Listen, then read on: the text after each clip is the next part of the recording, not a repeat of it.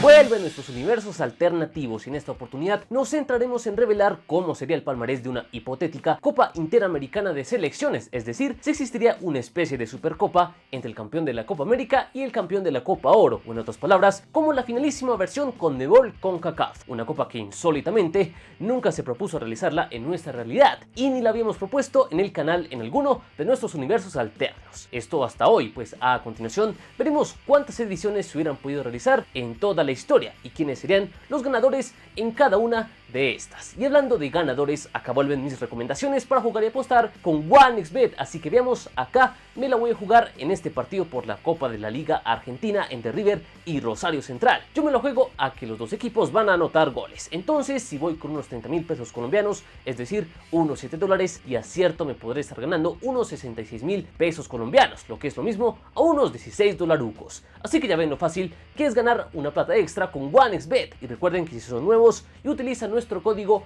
palabra de gol 1X en su primer depósito podrán llevarse un bono de hasta $98. El enlace se los dejamos en la descripción. Y hablando de ganadores, veamos quiénes habrían sido los vencedores de lo que habría sido una Copa Interamericana entre los campeones de la Copa América y la Copa Oro. Pero antes un par de aclaraciones. Acá naturalmente arrancaremos desde que la Copa América y la Copa Oro empezaron a coincidir en el tiempo, lo cual no ocurrió sino hasta 1963, donde por primera vez las dos competencias continentales de América tuvieron la oportunidad de coexistir, aunque en ese momento se llamaban Campeonato Sudamericano y Campeonato de Naciones de CONCACAF. Otro factor a tomar en cuenta es que como históricamente la periodicidad de estas competencias fue tan inestable, sencillamente haremos esta fórmula: agarraremos al campeón de Copa América y simplemente veremos cuál era el campeón vigente de CONCACAF en ese momento. Habrá años que coinciden, lo cual es lo ideal, pero habrá otras ocasiones donde cuando hubo campeón de Copa América, en aquel año no hubo Copa Oro y por lo tanto no hubo campeón de CONCACAF inmediato. Pero cuando ocurra esto, recurriremos al ganador vigente de la Copa Oro, más allá de que se haya consagrado un par de años atrás, por ejemplo. Así que esa será nuestra fórmula. Y para definir a los ganadores de cada edición, como hicimos en este video donde vimos cómo hubiera sido la Copa Artemio Franchi o la finalísima si se hubieran disputado todas sus ediciones posibles, aquí designaremos al ganador según las figuras relevantes que tenía cada equipo y su rendimiento a lo largo del año en el cual se enfrentarían. Aunque si hay un partido que se haya disputado por aquellos años y donde hayan chocado los campeones continentales de América, pues ese resultado será preponderante para definir al campeón de turno. Entonces, ya con todo esto claro, comencemos repasando cuándo habría sido la primera edición de la Copa Interamericana de Selecciones y su respectivo ganador. 1963 fue el primer año donde tuvimos campeón de campeonato sudamericano y campeón de campeonato de CONCACAF. Estos fueron Bolivia y Costa Rica, por lo que esta habría sido la peculiar primera edición de la Copa Interamericana de Selecciones. Ambos equipos tuvieron distintas figuras que se destacaron en sus respectivos torneos, pero las de Bolivia son algo más recordadas al ser casi que una de las mejores generaciones que vio la verde. Del lado de los rendimientos, en aquel año 63 son bastante similares, aunque el de los ticos fue algo mejor. Y del lado de los logros, Bolivia para ese entonces, aunque sea, era una selección con más experiencia mundialista, por más que sus participaciones hayan sido apenas invitaciones, lo que para mí le termina inclinando la balanza al cuadro del altiplano para llevarse la primera edición de esta Interamericana. Para 1967 el enfrentamiento hubiera sido la flamante campeona de América, en ese entonces Uruguay, contra Guatemala, que venía de consagrarse en el campeonato de CONCACAF de ese mismo año. En cuanto a las figuras, si bien ambos tuvieron una cantidad importante que se destacaron en sus respectivas consagraciones, las uruguayas tuvieron una mayor trascendencia internacional. Del lado de los rendimientos, vemos que ambos son muy destacables, ya que las dos selecciones acabaron el año 67 de forma invicta, aunque Uruguay tiene más empates, pero ante rivales de mayor cartel. En cuanto a títulos, Guatemala apenas presumía de su reciente consagración en el campeonato CONCACAF, mientras que Uruguay ya contaba con 11 títulos de América más 2 del mundo, lo que le da por mucha diferencia la victoria en esta edición de la Interamericana. Gracias a la intermitencia de la Copa América, la siguiente edición de la Interamericana no se habría disputado sino hasta 1975, cuando volvió a haber un campeón de América que fue Perú, mientras que para ese año el vigente campeón de CONCACAF era Haití. tras lo hecho por los caribeños en el campeonato CONCACAF de 1973. Viendo el mano a mano en cuanto a figuras, si bien acá tenemos a varias de las más importantes en la historia de las dos selecciones, acá las de Perú tuvieron una mayor trascendencia en líneas generales. En cuanto al rendimiento de los dos equipos en el año 75, si bien fue un tanto más irregular el de Perú, fue más meritorio por haber jugado más partidos, y del lado de los logros, para esta altura Perú ya contaba con 2 títulos de América y participaciones en mundiales, números más importantes que los de los haitianos, por lo que en este caso una vez más la Interamericana se queda del lado sudamericano. Para la edición de 1979, la Interamericana se habría disputado entre Paraguay, flamante campeona de América en ese entonces, y México, que hizo lo propio a nivel CONCACAF en el año 77. En cuanto a las figuras de aquellos años, en ambos equipos hay nombres potentes que sin duda fueron trascendentales para sus consagraciones continentales. Del lado de los rendimientos, si bien México ese año acabó invicto y lo de Paraguay fue algo más irregular, los guaraníes tienen más mérito al disputar más partidos y al haber enfrentado ese año a rivales de mayor dificultad. En cuanto a los logros, lo de México en ese entonces era más importante, pues tenía más títulos internacionales y más y mejores participaciones en mundiales que Paraguay, lo que me parece que termina inclinando la balanza para el lado mexicano en esta Interamericana. En 1983 habríamos tenido otra edición del torneo entre el flamante campeón de América, en ese entonces Uruguay, contra Honduras, que era el vigente campeón de CONCACAF tras imponerse en el campeonato de 1981. Si vemos los hombres más preponderantes de cada uno de los equipos, vemos que los de Uruguay sin duda están un escalón por encima al juzgar por lo que fueron sus carreras. Y si vamos a los rendimientos de aquel año 83, si bien lo de Uruguay es más irregular en el caso de los catrachos, a duras penas sí podemos contar 2 partidos, que fueron triunfos, pero no bastan para darle un mayor valor a lo hecho por la celeste. Y si pasamos a los éxitos de los dos equipos hasta ese momento, vemos que los orientales ganan por goleada en cuanto a títulos internacionales y participaciones en mundiales. Así que acá Uruguay se lleva otra Copa Interamericana. Pasamos al año 1987, donde otra vez la Celeste tendría la responsabilidad de representar a CONMEBOL tras imponerse en lo que fue la Copa América de ese año en Argentina. Y del lado de CONCACAF tenemos a Canadá, que en ese momento era el campeón vigente de su confederación tras consagrarse en el 85. Si repasamos las figuras de ambos planteles, vemos que lo de Uruguay era mucho más importante y relevante, por lo que fueron a nivel internacional. Si vamos a los rendimientos, ninguno de los dos tuvo demasiados partidos en aquel año 87, pero lo de la Celeste fue mucho más regular, lo mismo que en cuanto a méritos, donde los orientales arrasan acá, así que acá no hay mayores sorpresas y la Celeste se lleva otra Copa Interamericana. En el 89 hubiera habido otra Interamericana. En esta oportunidad, Brasil, tras consagrarse aquel año en casa en la Copa América, habría participado, y su rival hubiera sido Costa Rica, que también en aquel año 89 se consagró tras ser el mejor del campeonato CONCACAF. En cuanto a las figuras de cada plantel, si bien estos nombres son importantes del fútbol tico, las estrellas que tenía Brasil por aquellos años marcan una gran diferencia. Del lado de los rendimientos, vemos que lo de Brasil es más en cuanto a lo colectivo y cuantitativo, lo mismo que en el apartado de los méritos, donde Brasil contaba con numerosos títulos ya por ese entonces, y la Sele apenas acumulaba 3 campeonatos de CONCACAF, y si quieren podemos referenciar lo sucedido en el Mundial del 90, donde estos dos se encontraron en la fase de grupos, y allí el ganador fue la Canariña, por lo que la Latinoamericana de aquel año, por donde se le mire, sería para Brasil. Llegamos al año 91, donde en aquel entonces habríamos tenido una Argentina contra Estados Unidos, pues estos dos justo aquel año se consagraron como flamantes campeones de sus confederaciones. Si repasamos las figuras de cada uno, vemos que las de Argentina eran mucho más relevantes. Pasando a los rendimientos, el de los norteamericanos fue mucho más irregular, pero en cuanto a méritos, Argentina también arrasa, con varios éxitos internacionales a esa altura, a comparación de una selección estadounidense que apenas tenía un puñado de experiencias mundialistas, y solo con un título de Copa Oro. Y acá también podemos tomar como referencia un amistoso que jugaron en mayo del 91, donde el albiceleste ganó por 1-0, porque acá le damos el título de la Interamericana a la Argentina. En el año 93 tenemos otra edición que habría recibido campeones de ese mismo año, Argentina, que se consagró en la Copa América de Ecuador, y México, que hizo lo propio en la segunda edición de la Copa Oro. Si vemos los hombres más importantes en cada uno de los planteles, la cosa está pareja, pero probablemente los de Argentina marquen más la diferencia. Del lado de los rendimientos, en este caso México es el que toma la batuta y sus números fueron más regulares, pero en cuanto a logros, hasta ese momento, más allá de los títulos continentales, México poco puede hacer ante los numerosos títulos mundiales y de América que ya presumía Argentina, que incluso en aquel año 93, camino a su consagración en la Copa América, venció en la final a la propia selección azteca por 2-1. Así que sin dudas acá, el título de la Interamericana es para la albiceleste. En el 95 tenemos otra edición de la Interamericana que se habría definido entre Uruguay y México, vigentes campeones en ese momento de sus confederaciones. Pasando a las figuras, vemos que ambos planteles estaban muy bien armados en cuanto a talento. Pasando a los rendimientos, ninguno de los dos fue espectacular, pero el de Uruguay alcanza a ser meritorio, lo mismo que los éxitos de la Celeste, que para esa altura ya eran más numerosos y relevantes que los de México, equipo al que enfrentó en su camino a consagrarse en la Copa América del 95 y donde ambos saldaron un empate a 1. Así que puede que haya resultado parejo, pero acá el título se lo hubieran llevado los uruguayos.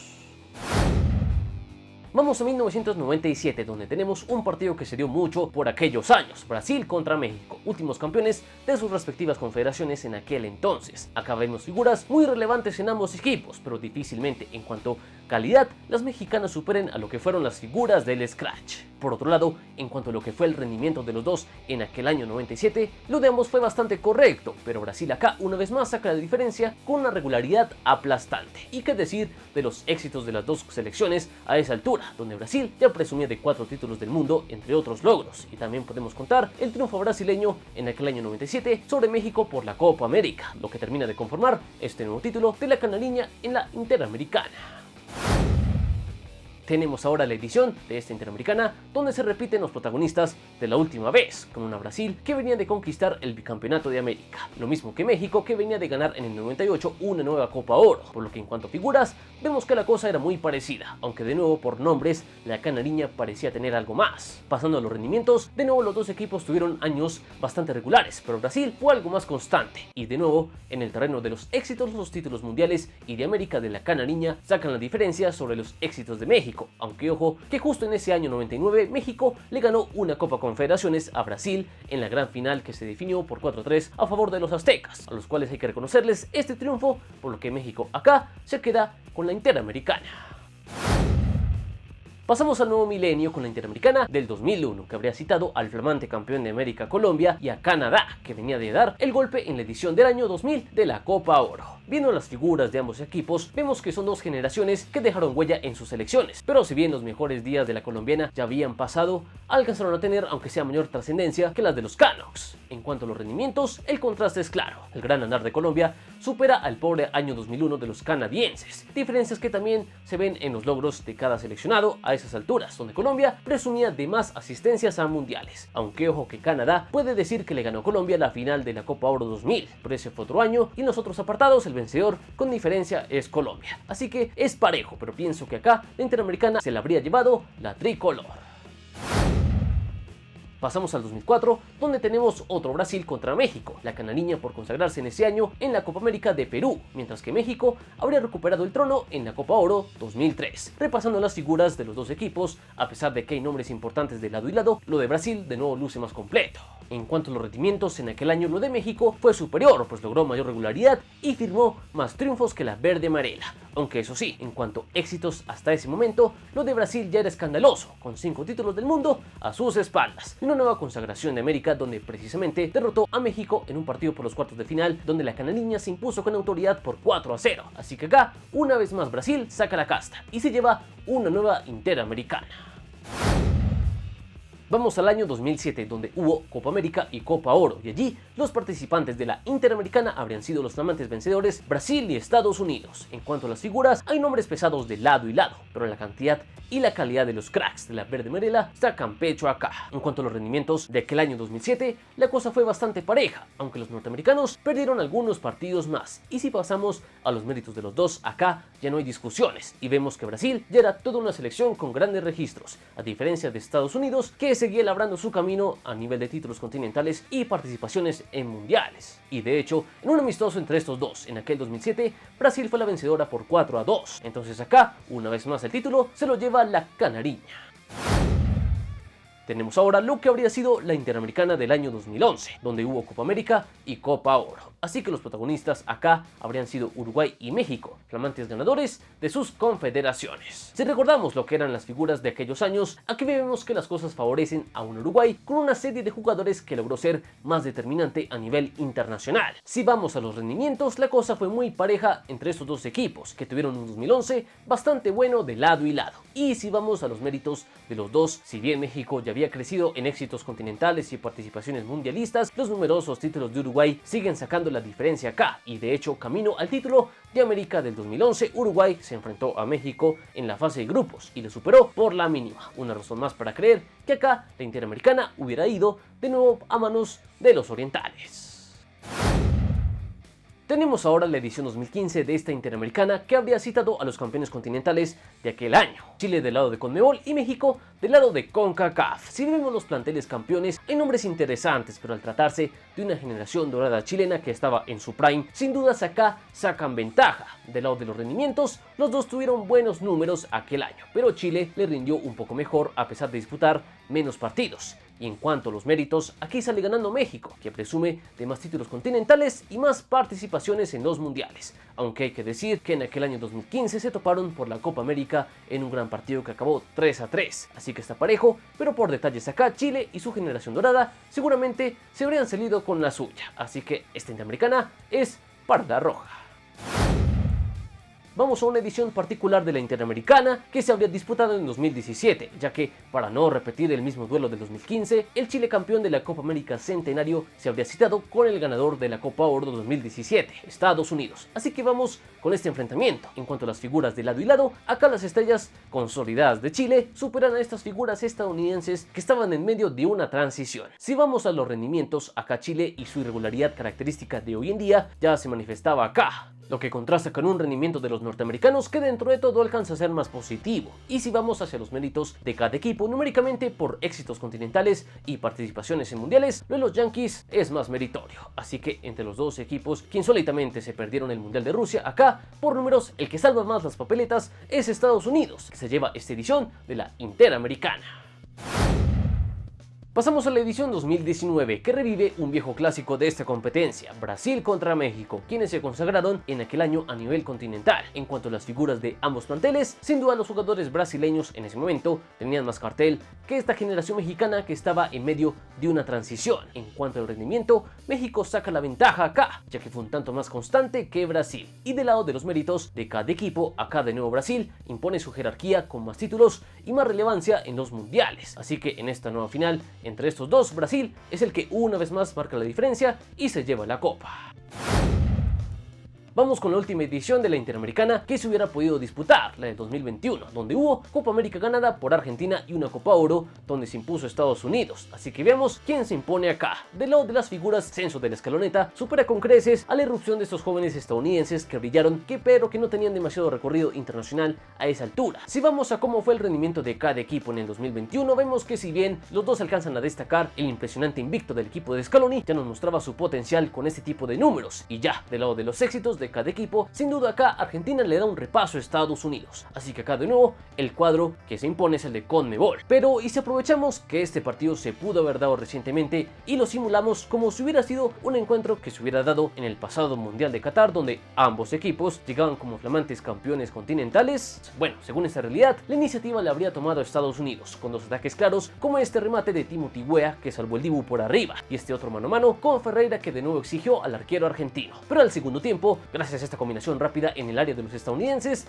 De Paul encontró el espacio necesario para fulminar a Turner y poner la única diferencia del encuentro para confirmar que Argentina habría ganado una hipotética Interamericana ante Estados Unidos.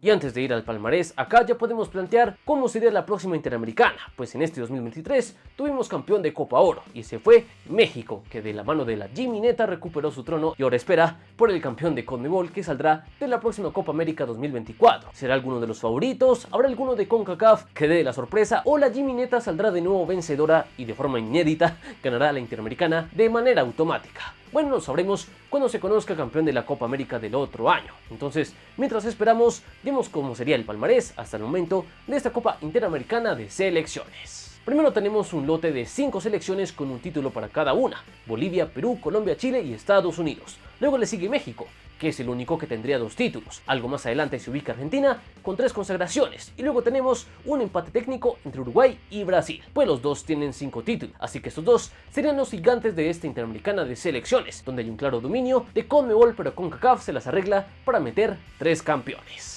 Y hasta acá este viaje por este nuevo universo alternativo donde existe una competencia que enfrenta a los campeones de la Copa América y la Copa Oro. ¿Les gustaría ver una copa de estas características en nuestra realidad? ¿Están de acuerdo con los campeones que elegimos acá? Los leemos aquí abajo en los comentarios. Y como siempre recuerden que aquí adoramos el balón. Están en Palabra de God.